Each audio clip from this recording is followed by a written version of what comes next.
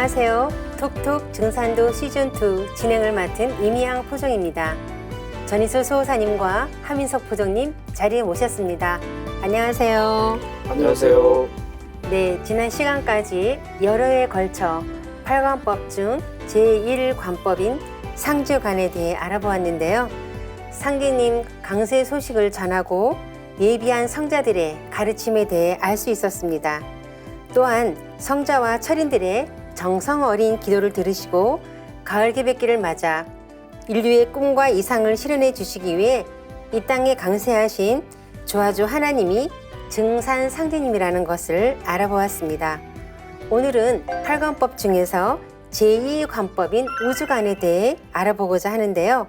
먼저 수호사님께서 우주관에서는 무엇을 배우게 되는지 간략히 소개해 주시겠어요?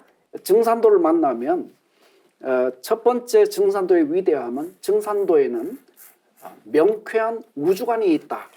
이런 충격을 받습니다. 그래서 증산도의 도조 되시는 상제님께서 이 땅에 오셔서 어떤 일을 하셨으며 또 상제님께서 어떻게 인간 구원 사업을 하셨고 이런 계획과 뜻을 우리가 깨치려고 하면 이 상제관과 짝이 되는 이 우주관에 대한 기본 지식을 갖추어야 됩니다. 그래서 간략하게 이렇게 정의하면 이 우주는 어떻게 돌아가는 것인가, 그리고 우주는 왜 생겨났느냐, 그리고 이 우주 변화의 목적이 있다면 그 목적은 과연 무엇이냐, 그리고 우리가 앞으로 맞이하는 가을 개벽이라고 하는 것은 왜 오는 것이며 왜 하나님은 반드시 가을 개벽기가 되면 인간으로 강세하실 수밖에 없냐. 이런 등등의 이런 문제에 대한 보편적인 의혹을 명쾌하게 풀어갑니다. 또한 이 우주에 그런 변화 섭리가 있다면 과연 무엇이냐. 그것을 증산도에서는 이제 생장염장으로 정의를 하는데 그 생장염장의 변화 섭리 이전에 동양에서는 대자연의 모든 존재는 순환으로서 존재한다. 동양의 이런 순환 우주론.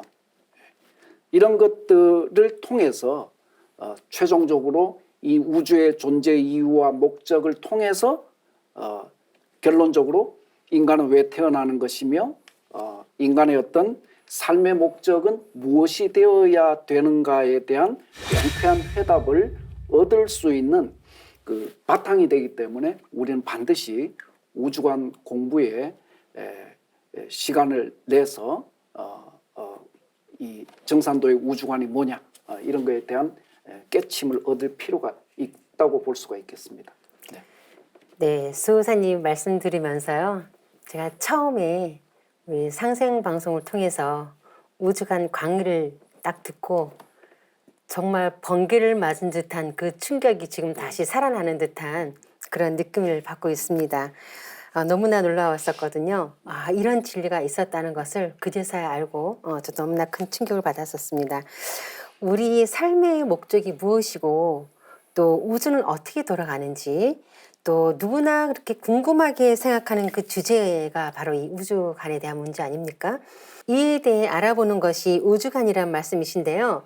그동안 종교와 철학, 과학에서 이에 대한 해답을 찾고자 했다고 할 수 있을 것 같습니다. 그래서 우리가 이제 종교를 다 나름 갖고 있고 혹은 갖지 않은 분들도 있는데 결국 그 조아주 하느님은 인간에게 생명을 부여할 때 두 가지 신비를 밝히라는 천명을 내려줬다고 볼 수가 있습니다. 하나는 인간 자신에 대한 신비를 푸는 거고요. 나머지 하나는 인간을 둘러싼 삶의 무대이자 생명 활동의 바탕인 하늘 땅에 대한 대자연의 신비를 푸는 것, 그 두 가지에 대한 숙제를 주셨는데 그래서 그 인류가 종교와 과학이라는 양 문명의 금자탑을 세운 셈인데 공자님은 주역 개사전에서 그 신비를 푸는 어떤 방식으로 딱 간명하게 힌트를 주신 게 뭐냐면 근취저신하고 원취저무라라고 해서 그 신비를 풀고 싶다면 가까이선 자기 몸에서 찾고 멀리서는 저 우주에서 찾아라. 혹은 또 이제 우주가 궁금하면 내 몸에서 찾고 내 몸이 궁금하면 우주를 보면 알 수 있다라는 그런 건데요.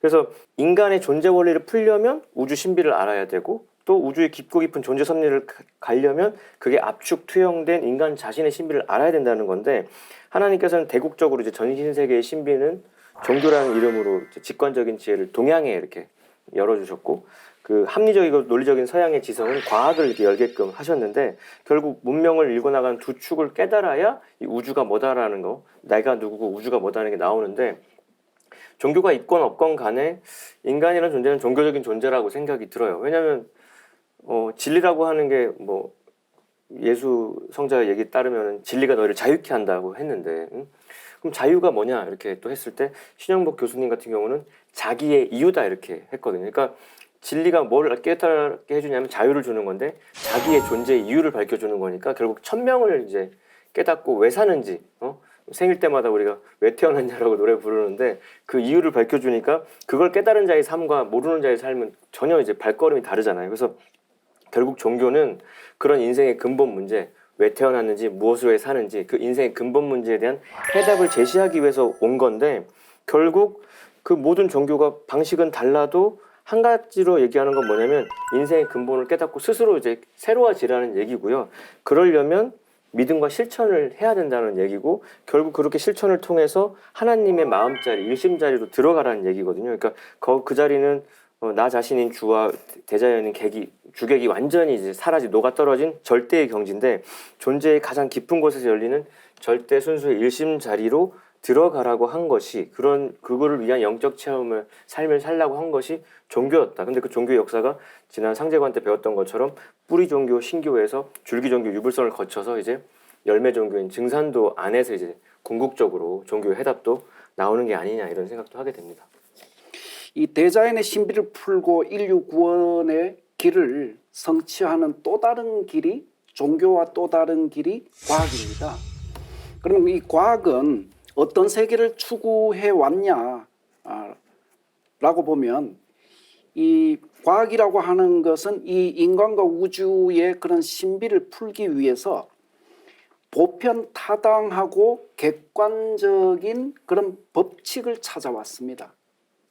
뭐 쉽게 말씀드리면 우리가 이성과 합리로서 이렇게 서로 뭔가 이렇게 인정할 수 있는 종교를 초월해서 종교라는 것은 믿음이 없는 사람은 타 종교를 인정하기 어렵지 않습니까? 예. 과학이라는 것은 그 종교를 초월해서 그것이 합리적이고 이성적이면 종교가 다르더라도 결국 인정할 수 있는 부분이거든요. 그래서 보편타당하고 객관적인 법칙을 찾아왔다 이렇게 정의할 수 있고요. 과학은 이처럼 자연을 이제 탐구 분석해서 체계적인 법칙 이론을 정립함으로써 우주의 신비 그 변화 현상에 대한 새로운 사실을 끊임없이 밝혀오고 있습니다. 이 현대 물리학에서 내놓은 새로운 세계관이 일찍이 종교에서 밝혔던 종교에서 깨달음을 통해서 이렇게 그 밝혔던 우주관에 접근하고 있다는 이런 사실은 더욱 놀라운데요. 잠깐 이제 비견한 예를 들어서 말씀을 드리면 현대 물리학에서 물질 세계의 깊은 곳까지 그러니까 쉽게 말씀드리면 물질은 분자로 구성되어 있다. 그 분자는 원자의 결합이다. 그 원자의 구성은 과연 뭐냐 이렇게 자꾸 미시 세계를 이제 추적해 들어가는 거죠. 그래서 추적해 들어간 끝에 물리학자들이 현재 내린 결론은 뭐냐면은 이 물질과 정신은 한 몸이 되어서 작용한다. 이렇게까지 이제 이 정의하고 나아가서 따라서 이렇게 모든 만물은 아무것도 없는 듯한 그런 텅 빈 공에서 생겨났다가 다시 사라지는 거예요. 그래서 이 과학에서 이제 이런 정의를 합니다. 만물은 고정된 실체가 없다. 왜 그러냐면 텅 빈 공에서 생겨나서 존재하다가 어느 날 보니까 이게 다시 사라지는 거예요. 그래서 만물은 고정된 실체가 없다. 이렇게 정의를 합니다.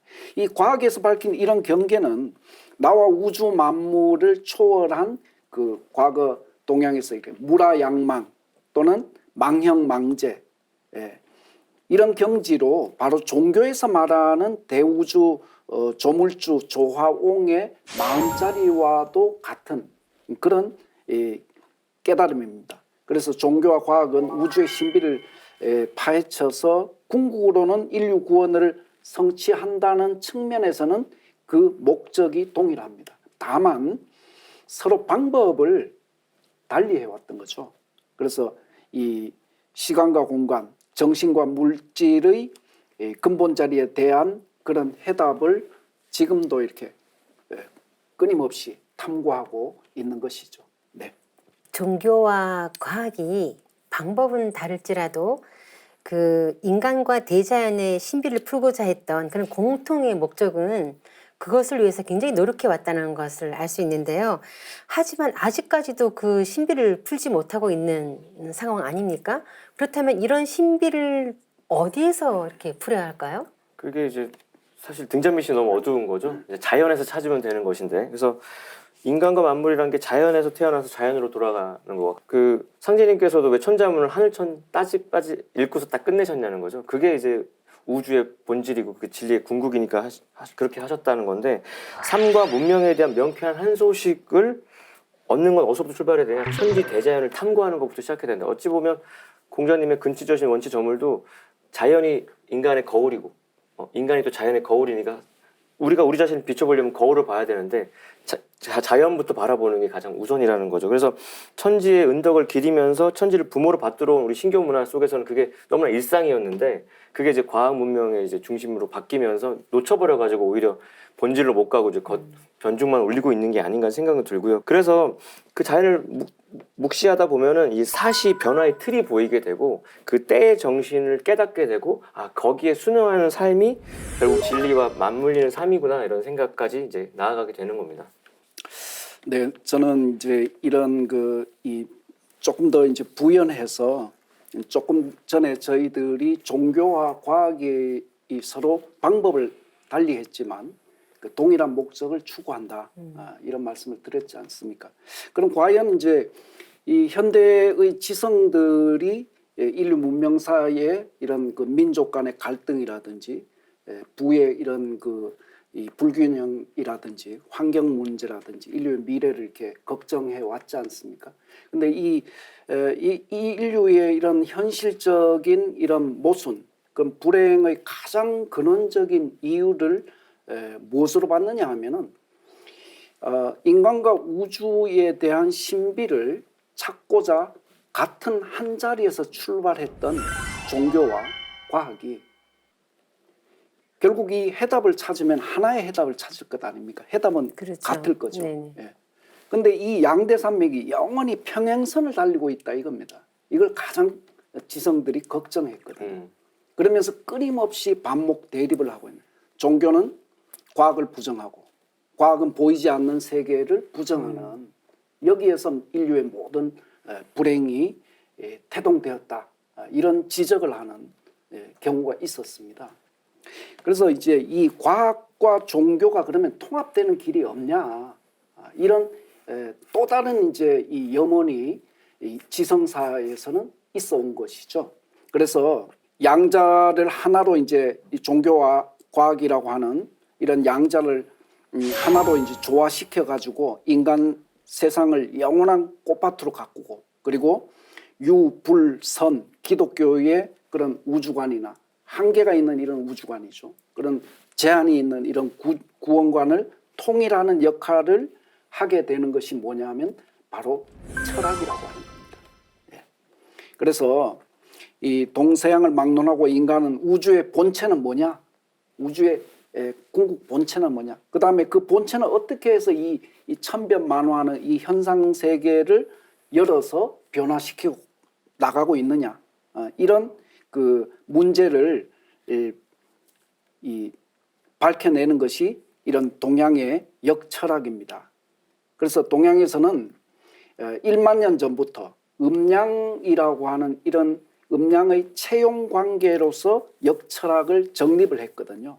그런데 이제 서양에서는 이 본체론과 우주론으로서 이 문제를 해결하려고 했습니다. 하지만 이제 우리가 서양의 철학 세계를 들여다보면 이 변화의 본체가 어떻게 현상 세계의 작용 변화를 이끌어 가느냐 하는 이 논리의 고리가 취약해서 명쾌하게 이 본체와 현상을 설명하지 못하는 이런 한계가 있어 왔습니다. 이제 인류의 통일 문화를 열기 위해서 인간 지성은 종교와 과학의 그런 한계를 극복할 제3의 길을 모색하지 않을 수 없는데요. 그 길이 바로 다시 한번 강조드리지만 통일된 우주 원리를 제시하는 동양의 역철학이다.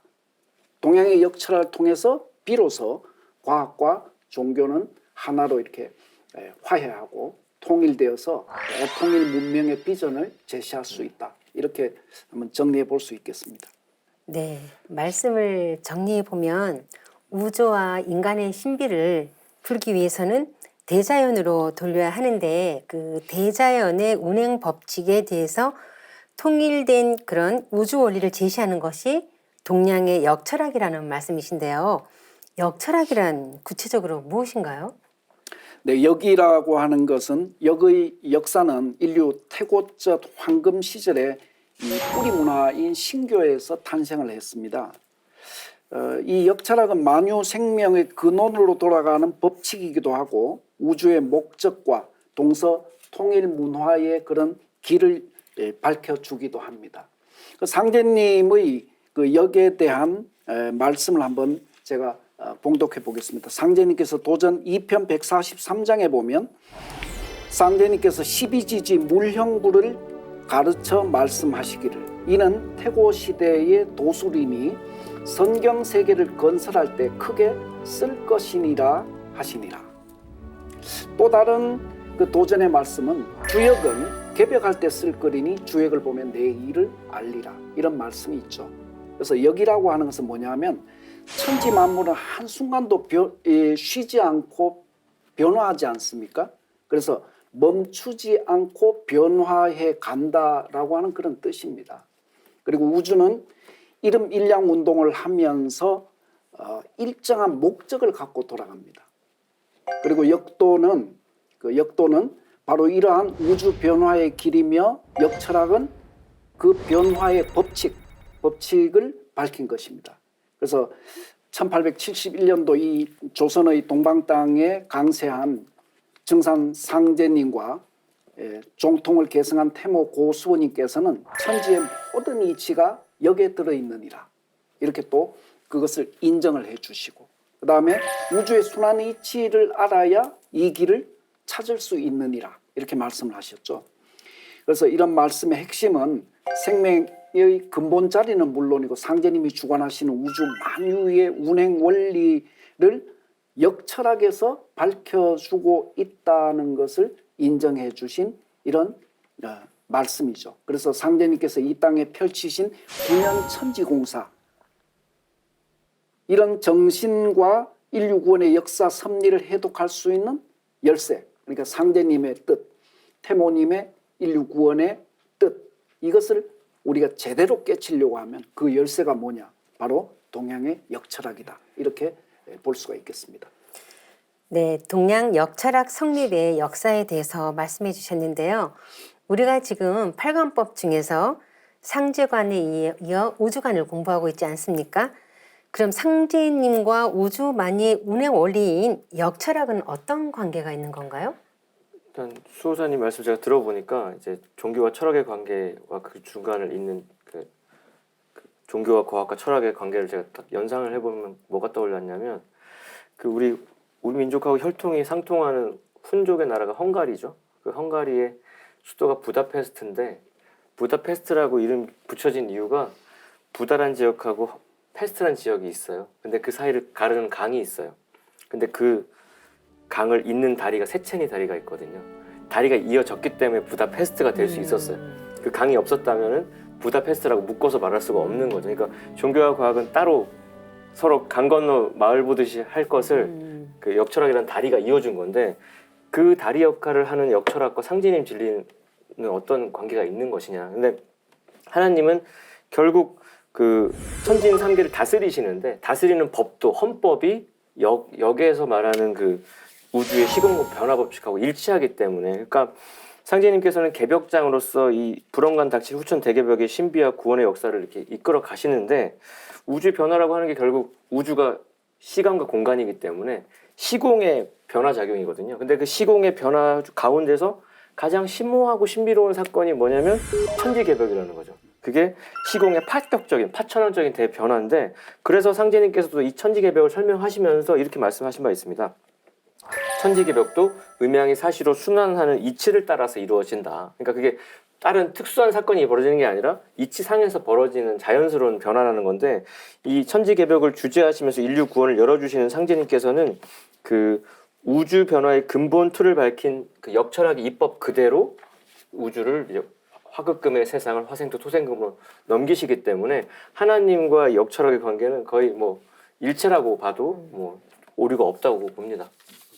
네, 조금 전에 이제 설명을 조금 부연하고 이 지금 저희들이 말씀드린 이 주제는 사회자님께서 상제님과 우주 만유의 운행 원리인 역철학은 어떤 관계에 있느냐, 이것을 달리 표현하면 도와 재의 관계다라고 볼 수 있지 않겠습니까? 네. 예. 그래서 이 도라고 하는 것은 생명의 근원과 그 변화의 길을 얘기하는 것이죠. 그리고 이 생명의 그 변화가 최종적으로 변화의 목적을 성취하는 것은 죄를 통해서 성취가 되는 것이거든요. 근데 여기서 우리가 일반적으로 이제 도다, 자연의 어떤 변화의 길이다, 또는 대자연의 법칙이다라고 하면 우리의 어떤 이 일반적인 시각으로는 이 도라고 하는 대자연의 이 법칙 역시도 하나님께서 만드신 것이 아니냐, 이런 이제 오해를 많이 하고 있는 것을 볼 수가 있습니다. 동양에서 이 도다 또는 이 자연의 이법이다라고 하는 것은 본래 주어진 것이거든요. 이것은 상제님께서도 이것을 인위적으로 만들 수가 없는 겁니다. 이 우주의 변화의 법칙이라는 것은 본래 있는 것이죠. 봄, 여름, 가을, 겨울의 변화는 그것이 상제님의 의도로 만든 것이나 본래 주어져 있다는 것이죠. 그래서 이 도의 세계는 바로 그런 세계고, 그러면 도라고 하는 것은 자, 우리가 초목 농사를 짓는 봄, 여름, 가을, 겨울이 도의 변화의 길인데 그러면 농사의 목적이 성취되는 것, 도의 목적이 성취되는 것은 어떻게 성취되느냐? 도가 스스로 그 목적을 성취할 수 있느냐? 그것이 아니라는 거죠. 이 대자연의 어떤 법칙을 응용을 해서 대자연의 목적이 성취될 수 있도록 하는 존재를 동방에서는 죄라고 정의를 하는 겁니다. 하나님으로 정의하는 거죠. 그래서 그런 어떤 인격성과 역사성과 통치성을 가진 이런 죄와 그 다음에 스스로 영원히 정해진 길을 일정한 목적을 가지고 가는 그런 도와 이렇게 일체로 들여다봐야 된다. 이렇게 제가 말씀을 마무리 짓고자 합니다. 네, 도와 죄의 관계에 대해서는 우리가 상제관에서 여러 차례 알아보았는데요. 상제님이 주재하시는 도, 즉 우주 창조와 변화 원리의 구체적인 내용이 역철학이라는 건데요. 지금 수호사님께서 말씀하신 그런 우주를 주재하시는 그런 하나님이 지금 하늘에서 인격적으로 계신다는 말씀이시잖아요. 네. 그러면 그 인격적인 하느님이 통치하는 법도가 지금 우주 통치법도 아닙니까? 그 상제님의 통치성에 대해서 좀 설명해 주시죠. 그 우리가 상지관에서 누차 이제 언급했는데 다시 한번 상기를 해보면은, 근데 이제 주자 선생님께서 그걸 좀 명쾌하게 밝히신 게 있거든요. 주자 어류에 보면은 제시 리 위주라는 아주 문장이 있습니다. 뜻은 통치자 하나님 제는 이법을 맡아 다스리시는 분이라는 거죠. 하나님의 그 정체성을 이렇게 명쾌히 말씀하신 건데, 저는 이제 도와 제의 관계를 항상 설명할 때 자동차를 많이 연상을 하거든요. 자동차는 자연이란 말 그대로 스스로 움직이는 차죠. 그 차는 내부에 모든 시스템이 갖춰져서 알아서 굴러가게끔 하는데, 사람이 타야 그게 목적지가 정해지잖아요.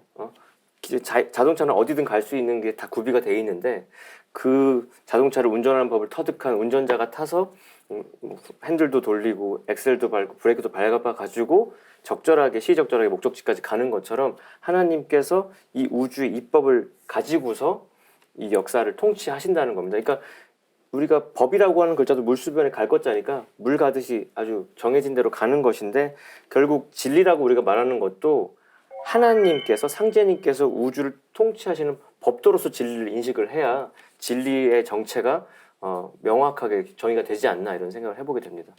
네, 지금까지의 말씀을 종합해 보면 인류가 찾아왔던 진리가 다름이 아니라 상제님께서 우주를 주재하시는 통치 법도인 이치라는 말씀이신데요.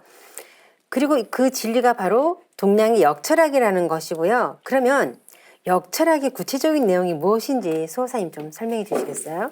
네. 결론부터 말씀드리면 그 역철학 바꿔서 이 대자연의 진리의 근본 틀은 음양입니다. 일찍이 동양에서는 대자연의 움직임을 들여다보고 그 결론으로서 일음일양지위도다라는 가르침을 내렸습니다. 그러니까 이 말씀은 한 번은 음운동을 하고 한 번은 양운동을 하면서 생성 변화하는 것이 자연의 근본 질서다. 이런 말씀이죠. 그래서 음과 양 이것이 만물을 지어내는 대자연의 두 가지 이 생명 기운입니다. 그 우주는 현실 우주는 이렇게 서로 다른 이 음양이라는 그 두 기운이 서로 대립하면서 때로는 조화하면서 만물을 생성해 나가는 것이거든요. 그러면 이제 이 음양 운동의 가장 큰 주체는 무엇이냐? 저는 이제 과거에 이런 동양 우주론의 음양에 대해서 공부할 때 처음에 음양을 접한 것은 이렇게 물과 불 또는 뭐 이런 뭡니까? 낮과 밤, 어두운 거가 밝은 거, 남과 여, 그렇죠. 뭐. 그렇게 알았는데 그걸 한번 후회한 적이 있어요. 왜 나중에 알고서 왜 그러냐면은 음양의 가장 근본이 뭐냐? 음양이라는 이런 가르침이 어디서 출발했냐? 이것을 먼저 하는 것이 더 중요하더라고요. 그러니까 아까 우리 포정님께서 상제님께서 어릴 때 공부하실 때 하늘천 땅지를 읽고서는 더 이상 안 읽으셨다는 그 말씀을 왜 그렇게 하셨는가? 결국 모든 공부는 하늘 땅 천지 부모 공부이다.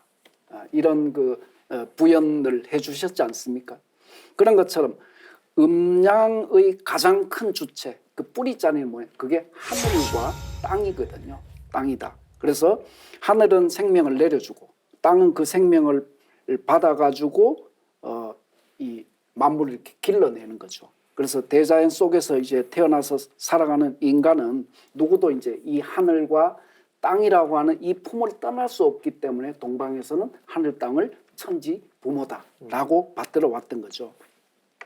또 하나 더 이제 이 말씀을 드리면, 근데 이 하늘과 땅은 스스로 만물을 길러낼 수 없다는 거죠. 태어나게 하고 길러낼 수가 없어요. 그렇죠. 하늘 땅 천지 부모님. 천지 부모님은 당신님의 대행자를 통해서 그것을 실현하더라 이겁니다. 그 또한 그 대행자 또한 음양으로 존재하시는 거거든요. 그게 뭐냐면 천지의 대행자는 바로 1월입니다. 1월. 해와 달인 것이죠.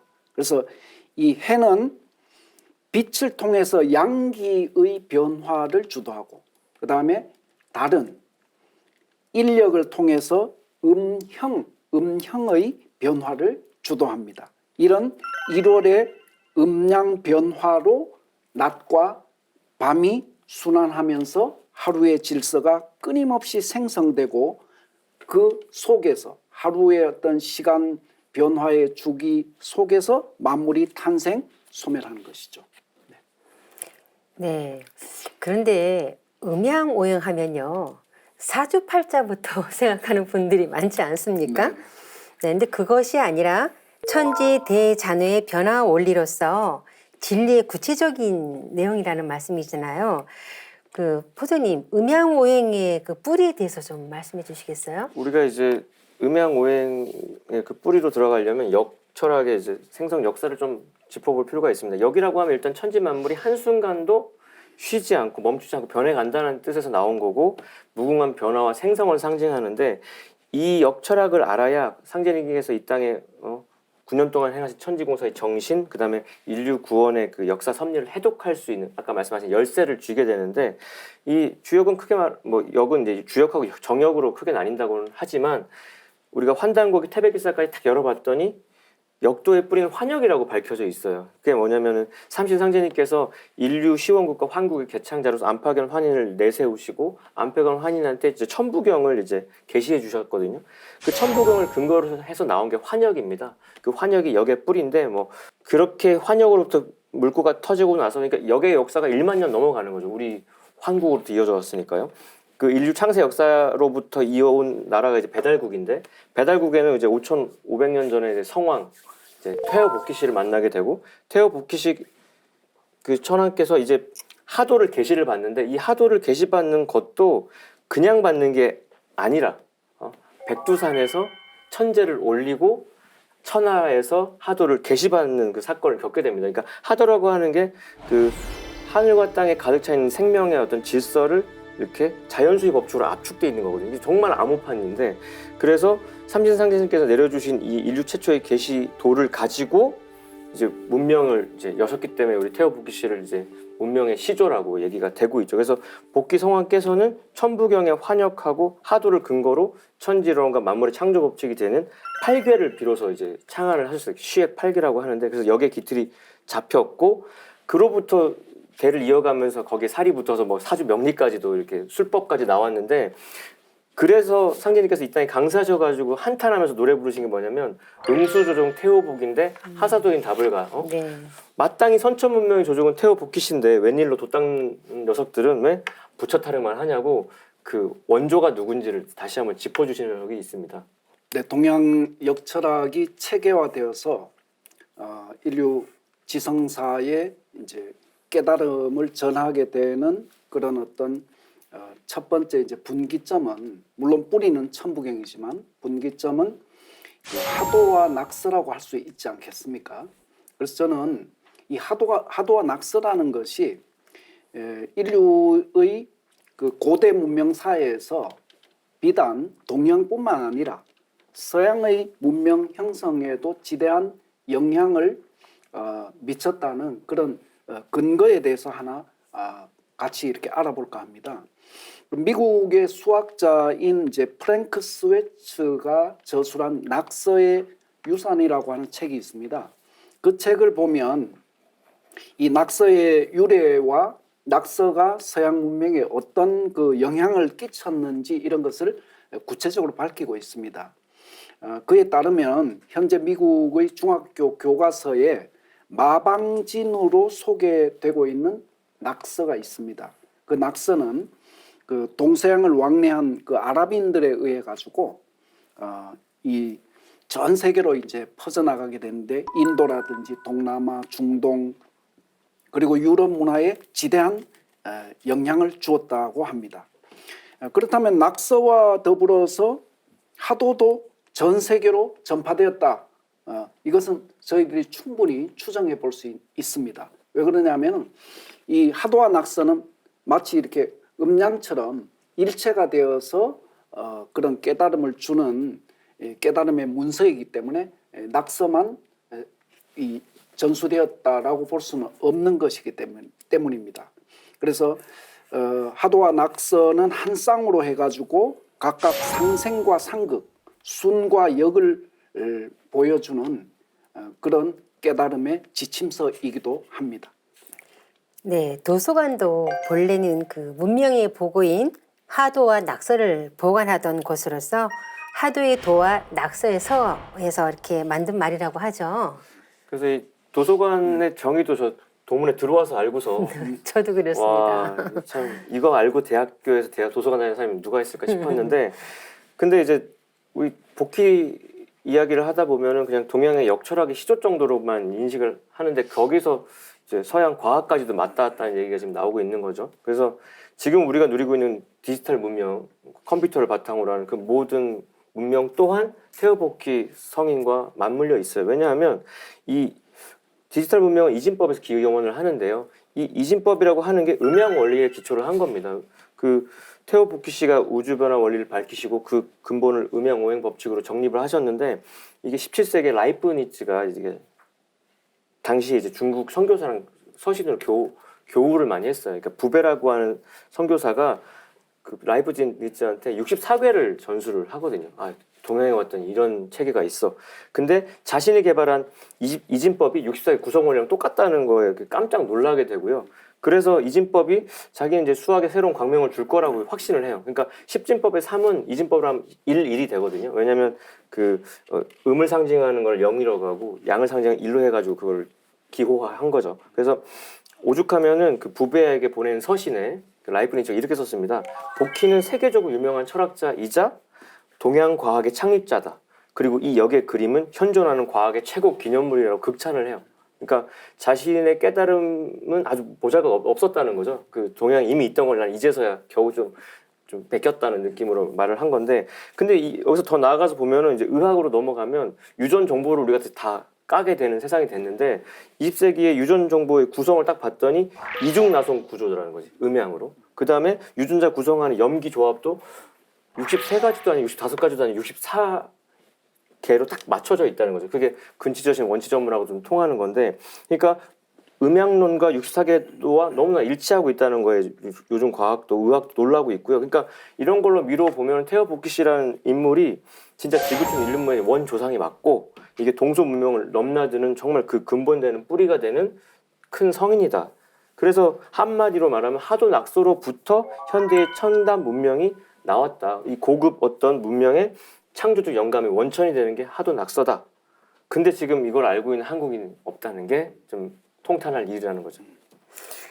네, 삼신 상제님의 계시로 내려받은 역철학의 뿌리인 하도와 낙서가 인류 문명의 근원이라는 말씀인데요. 앞서 말씀하신 것처럼 우주는 음양오행의 원리로 구성되어 변화하고 있잖아요. 실제로 이것을 대자연 속에서도 찾아볼 수 있죠. 네. 음양의 그런 질서로 순환하는 모습을 대자연 속에서 찾는다고 하면 이 프로그램이 밤새도록 되어도 끝이 없습니다. 왜 그러냐면 이 대우주의 모든 것은 음양의 구조로 존재하고 또 순환 변화하기 때문입니다. 몇 가지만 제가 예를 들면 우리가 지금 생명이 살아있으려고 하면 호흡을 해야 되지 않습니까? 그것은 흡기, 들여 마시고 다시 호기, 내뱉고, 호흡은 흡기와 호기라고 하는 음양 순환을 영원히 이렇게 반복하는 것이죠. 그리고 이런 대기의 이런 순환도, 대기의 순환도 한냉, 차가운 것과 따뜻한 것, 이런 이 기운에 의해서 따뜻한 것은 위로 올라가는 것이고 차가운 것은 내려오는 그런 섭리가 있지 않습니까? 그래서 끊임없이 이렇게 순환하는 겁니다. 우리가 이렇게 그 대양이라든지 이런 그 큰 바다 있지 않습니까? 바다도 역시도 해류가 그냥 제자리에 머무는 것이 아니라 그 해류가 끊임없이 순환을 하거든요. 그 순환하는 그런 어떤 기본 패턴은 좀 전에 말씀드렸던 차갑고 따뜻하고 이런 것을 바탕으로 해서 해류도 순환을 합니다. 인간도 마찬가지죠. 인간도 우리가 지금은 이렇게 태어나서 이런 장년기의 인생을 힘차게 이렇게 살아가고 있지 않습니까? 하지만 태어난 모든 존재는 언젠가는 죽음을 맞이하게 됩니다. 죽게 되면 인간은 또 다른 이제 이 육신을 벗은 그 신명계의 신명으로 재탄생하는 것이죠. 그래서 이 생에서 육신을 입고 인생을 살기도 하지만 또 죽어서 신명계에 들어가서 다시 육신이 없는 인간으로. 그래서 다시 이제 그 신명계에서는 다시 어떤 일정한 계기가 되어서 다시 인간으로 환생하는. 그래서 이 우리가 이제 세상의 종교 문화에서 윤회라는 말을 들어보지 않습니까? 이 또한 인간과 신명계를 반복해서 순환하는 이런 어떤 음양의 그 변화의 그런 어떤 신뢰다 이렇게 볼 수가 있겠습니다. 네. 네, 우주 만물이 음양으로 구성되어 있다는 것을 말씀해 주셨는데요. 천지개벽도 음양이 사시로 순환하는 이치를 따라 이루어지는 것이라고 하신 그런 상징님 말씀처럼 우주 만물은 음양의 이치로 순환하면서 변화하고 있죠. 그래서 그 순환의 변화 모습을 또 다른 말로 하면은 음양은 순역이다 이렇게 볼 수 있는데, 왜냐하면 한 그루 나무를 초목을 보다 보면은 수액이 뿌리로부터 위로 올라가서 이제 가지와 잎사귀가 무성해졌다가 뭐 꽃을 피우고 열매 맺고 나서부터는 다시 이제 뿌리로 돌아가는, 그래서 그 본래 자리에서 멀어졌는 과정은 역하는 과정이고 본래 자리로 돌아오는 과정이 순하는 과정인데, 그래서 극즉반으로 돌아오는 그 변화 과정이 이제 우리가 우리 진리에서 말하는 원시반본이라는 개념이 나오는 겁니다. 왜냐하면 시원을 바로잡아서 근본으로 돌아간다는 뜻인데, 우리가 아침에 이제 일터에 나가는 거가 역하는 운동이라면 이제 빨리 집으로 돌아오는 게 순하는 운동이거든요. 나가서 안 돌아오면 문제가 되죠. 모든 건 운동회나 소풍 가서 반환점을 돌아와야지 등수가 정해지는 것처럼 이 모든 음양은 그 순역 운동을 통해서 완성되는 거고, 아까 말씀하신 것처럼 숨을 내쉬기만 하고 들이쉬지 않으면 이게 문제가 돼. 또 병원에 과호흡으로 오는 사람들이 있어요. 그 사람들은 들이쉬고 내쉬어야 되는데 헉 들이쉬기만 해가지고 막 손발 저리다고 오거든요. 어느 음양이 한쪽으로만 치우쳐버리는 게 병이 되고 죽음으로 모는 거기 때문에 음양을 겸전하는 게 필요하고, 지금은 그 변화에 꺾어지는 마디에 와 있기 때문에 상제님께서는 이때는 원시반본 하는 시대라는 어떤 선언도 하신 바 있습니다. 우주 만물의 변화가 음양 운동이 아닌 것이 없는데요. 음양 오행이라고 하는 것처럼 음양 말고도 오행이 있지 않습니까? 부조님, 오행의 예를 좀 들어주시죠. 그래서 음양은 그냥 크게 둘로 나눈 건데 그 구체적인 걸음걸이가 5가지로 벌어지는 거거든요. 그러니까 음양 기운이 천지 공간에 어떻게 창조 활동을 지속하는지를 이제 디테일하게 보는 겁니다. 그래서 일단 음양의 가장 기본되는 축은요, 물과 불입니다. 이 물과 불의 신령스러운 기운으로 생명이 이제 돌아가는 거죠. 우리 몸에서도 심장과 신장이 물과 불로 축이 있기 때문에 도는 건데, 이 물에서 목이 나오고 수생목, 목에서 화가 나서 목생화, 그 다음에 또 이제 반환점을 돌면서 금생수 이렇게 꺾어서 가는 건데, 쉽게 말하면은 이제 탄생과 성장과 성숙과 폐장의 4박자가 목화 금수로 돌아가는 겁니다. 그래서 목기운이라고 하는 것은 그 만물 싹트게 하는 생명 기운으로 봄이 이렇게 태동이 되는 거고, 화기운은 분열을 성장시키는 기운으로서 여름을 만들어내는 거고, 금 기운은 만물을 성숙시키는 생명으로서 가을을 창조해내는 거고, 숙 기운은 폐장 휴식하는 기운으로 겨울을 이루게 되는 게 사상이죠. 그게 음양에서 갈라진 사상인데, 이 4가지만으로는 사실 아무것도 변화가 일어나지는 않아요. 사실 이 4가지가 각자 따로 놀아서는 만물이 태어나지도 자라지도 성숙하지도 열매지도 못하는 거죠. 구슬은 서말인데 꿰지를 못하는 게 되는데, 이게 사상에서 끝나는 게 아니라 오행이 되는 이유가 이 4가지 기운을 순환시키면서 만물을 창조운동하게 만드는 음양상극을 조화시키고 조율시키는 중간에 토가 있다는 겁니다. 이 토가 목화금수를 조율하면서 가기 때문에 다소 오자 운행할 행자를 써가지고 오행이라는 말을 쓰는 거고, 오행이라는 것이 만물을 낳고 기르는 5가지 기운이 모이고 흩어지고 순환하는 것을 이루는 건데요. 이게 뭐 나무, 불 우리가 인식하기는 쉽지만 그런 거를 넘어서서 무형의 어떤 생명 기운을 말하는 거고, 그래서 그 무형의 생명 기운을 일상의 카렌다에 넣은 게 음양 오행이 그대로 달력에 들어간 것이 일월을 상징하는 음양이 주말에 딱 있고, 목화 토금수가 주중을 이루면서 우리가 그 사이클에 맞춰서 1년을 살아가고 있잖아요. 그러니까 우리는 음양 오행 속에서 숨쉬고 살아가는데 등잔 밑이 어두워서 그 이치를 또 무지했던 게 또 인간의 삶이 아니었나 생각이 드네요. 네, 저는 오행의 예화를 조금 더 이제 부연하면 우리가 실생활 속에서 이제 이런 오행 변화를 생활 속에 겪고 있으면서도 이런 역에 대한 이런 그 가르침을 받지 못했기 때문에 지나치는 그런 사례들이 너무나 많습니다. 예를 들어서 그 오곡밥을 먹었던 기억이 저희 추억에 있거든요. 오곡밥은 5가지의 곡식을 넣어서 이 밥을 짓습니다. 밥을 짓는데 조와 기장, 보리, 쌀, 콩 이 5가지를 넣는데, 이 역시도 5가지 곡식을 넣는 이유가 이 동양의 이런 식문화 속에, 식사 문화 속에 이 오행을 조화시켜서, 골고루 오행을 조화시켜서 이런 식사를 하는 이런 문화가 있었다는 것이죠. 조는 이제 청색이니까, 색깔이 청색이니까 그건 동방의 목을 상징하고, 그다음 기장은 붉은색이니까 남방의 화를 상징하고, 그 다음에 보리는 황색이니까 중앙의 토를 상징하고, 쌀은 흰색이니까 서방의 금을 상징하고, 그 다음에 콩은 검정콩이 좋다고 하지 않습니까? 검정색은 북방의 수를 상징하고, 이렇게 오행을 배합해서 이렇게 밥을 먹기도 했습니다. 그 다음에 명절 되면 저희들 윷놀이 하지 않습니까? 윷놀이가 그 도, 개, 걸, 윷, 모 5가지의 경우가 윷을 던지면 나옵니다. 그죠? 이것도 역시 오행의 그런 섭리를 바탕으로 만들어진 놀이 문화라고 이렇게 볼 수가 있겠습니다. 그리고 저희들이 매일 매년 경험하는 이런 계절도 목화토금수라고 하는 사계절, 그 다음에 그 목화토금수가 교차하는 그 늦여름을 이제 장하라고 하는데, 그것은 오행으로 배속하면 토가 됩니다. 그래서 봄은 목이 되는 거죠. 목. 여름은